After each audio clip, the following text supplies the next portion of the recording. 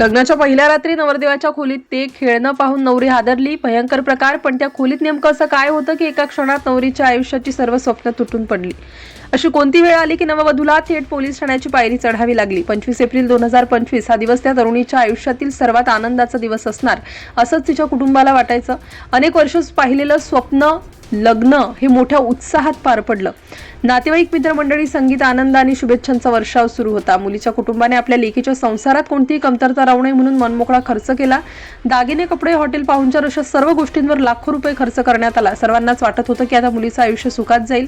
लग्नाचे सर्व विधी पार पडल्यानंतर नवरी सासरी पोहोचली. नवीन घर, नवीन माणसं आणि नवीन आयुष्य. प्रत्येक नवरीप्रमाणे तिच्याही मनात अनेक स्वप्न होती. सासरच्या मंडळींनी सुरुवातीचं तिचं चांगलं स्वागत केलं, त्यामुळे तिलाही वाटलं की आपण योग्य घरात आलो आहोत. पण आनंदाचे क्षण फार काही काळ टिकले नाहीत. लग्नाची पहिली रात्र आली. आयुष्यातील सर्वात खास क्षण म्हणून ज्याची प्रत्येक जोडपं वाट पाहत असतं, तो क्षण तिच्यासाठी मात्र वेगळाच ठरला. खोलीत प्रवेश केल्यानंतर तिला काहीतरी विचित्र जाणवलं. खोलीत पडलेली एक वस्तू तिच्या नजरेत भरली आणि काही क्षण ती गोंधळून गेली. ही वस्तू इथे का होती? तिचा अर्थ काय होता? ज्यावेळी तिला हे काहीही समजलं नाही, तिने स्वतःला समजावलं की कदाचित आपला गैरसमज असेल. त्या रात्री पतीचं वागणंही तिला अनपेक्षित वाटलं. तो तिच्याशी फारसा बोलला नाही. जवळ येण्याऐवजी सतत थकवा, कामाचा ताण किंवा इतर कारणं सांगत राहिला. पहिली रात्र असल्यामुळे लाज किंवा संकोच असेल असं समजून तिने विषय तिथे सोडून दिला. पण तिच्या मनात संशयाचं बीज रुजलं होतं. दुसरा दिवस गेला, तिसरा दिवस गेला, पण परिस्थितीत काहीच बदल झाला नाही. प्रत्येक वेळी नवीन कारण सांगून पती तिच्यापासून दूर राहत होता. ती स्वतःहून संवाद साधण्याचा प्रयत्न करत होती, पण त्यातून काहीच निष्पन्न होत नव्हता. दिवसागणिक तिच्या मनातील प्रश्न वाढत होते. नेमकं काय लपवलं जात आहे हा प्रश्न तिला सतावत होता. काही दिवसांनी पती तिला नोएडा येथील एका नातेवाईकाच्या फ्लॅटवर घेऊन गेला. तिथे दोघे जवळपास महिनाभर राहिले. या काळात तरी संसार सुरळीत सुरू होईल अशी तिची अपेक्षा होती, पण परिस्थिती पूर्वीपेक्षा अधिक विचित्र होत गेली. पतीचं वागणं बदललं नाही, अंतर कायम राहिलं आणि प्रत्येक दिवस तिच्यासाठी मानसिक त्रासाचा ठरत गेला. एके दिवशी तिने धाडस करून पतीला थेट विचारलं, पण स्पष्ट उत्तर मिळण्याऐवजी पुन्हा टाळाटाळ झाली. कधी तब्येतीचं कारण, कधी मानसिक ताण, तर कधी दुसरंच काहीतरी. उत्तरांपेक्षा प्रश्नच जास्त होते. तिच्या मनात आता खात्री होऊ लागली की हे फक्त संकोचाचं प्रकरण नाही. यानंतर तिने सासऱ्यांशी आणि घरातील इतर ज्येष्ठांशी बोलण्याचा प्रयत्न केला. तिला वाटलं की ती परिस्थिती समजून घेतील आणि योग्य मार्ग काढतील, पण घडलं मात्र उलटच. तिच्या शंकांकडे गांभीर्याने पाहण्याऐवजी तिला समजावण्याचा प्रयत्न करण्यात आला. तिला सांगण्यात आलं की ही गोष्ट कुणालाही सांगू नकोस, घरची बदनामी होईल, समाजात मान राहणार नाही, काही दिवस शांत राहा, सगळं ठीक होईल असं वारंवार सांगितलं जाऊ लागलं. तिच्या मनातला संशय आता अधिकच बळावला, कारण सत्य नसतं तर इतकं गुपित ठेवण्याची गरज काय होती. दरम्यान उपचारांचा विषय पुढे आला, पण इथे एक वेगळीच अट ठेवण्यात आली. माहेरून 5 लाख रुपये मग उपचार करू असं सांगण्यात आल्याचा आरोप तरुणीने केला.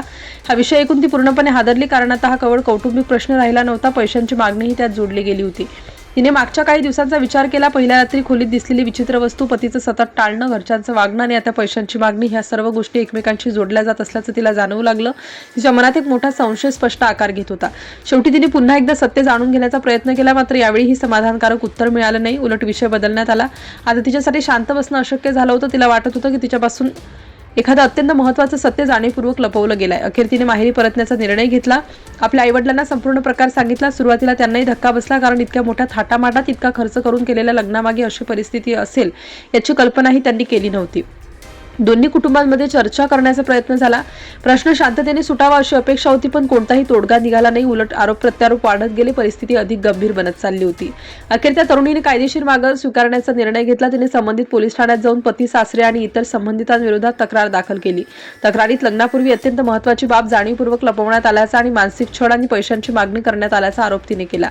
पोलिसांनी तक्रारीची नोंद घेतल्यानंतर प्राथमिक चौकशी सुरू झाली. संबंधित व्यक्तीची माहिती गोळा करण्यात आली. प्रकरणातील सर्व बाजू तपासल्या जाऊ लागल्या. त्याच वेळी या तरुणीने सर्वात मोठा दावा केला. तिच्या म्हणण्यानुसार लग्नापूर्वी पती नपुंसक असल्याची माहिती संबंधित कुटुंबाला होती, मात्र हे सत्य जाणीवपूर्वक लपवून तिच्याशी विवाह लावून देण्यात आला. इतकंच नाही तर नंतर उपचाराच्या नावाखाली 5 लाख रुपयांची मागणीही करण्यात आली, असा गंभीर आरोप तिने केला. या प्रकरणामुळे लाखो रुपयांचा लग्न खर्च, एका तरुणीचं स्वप्न आणि 2 कुटुंबाची प्रतिष्ठा, या सर्व गोष्टी एका क्षणात चर्चेचा विषय बनला. मात्र या आरोपांची सत्यता न्यायालयीन प्रक्रिया आणि पोलीस तपासातूनच स्पष्ट होणार आहे. त्यामुळे कोणत्याही निष्कर्षापर्यंत पोहोचण्यापूर्वी अधिकृत तपास होणं आवश्यक आहे.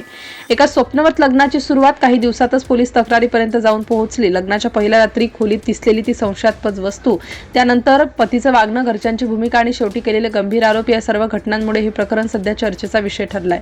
या प्रकरणात नेमकं सत्य काय आहे हे पोलीस तपास आणि न्यायालयीन प्रक्रियेनंतरच स्पष्ट होईल. तोपर्यंत या प्रकरणाकडे केवळ आरोप आणि तपास सुरू असलेलं प्रकरण म्हणून पाहणंच योग्य ठरेल.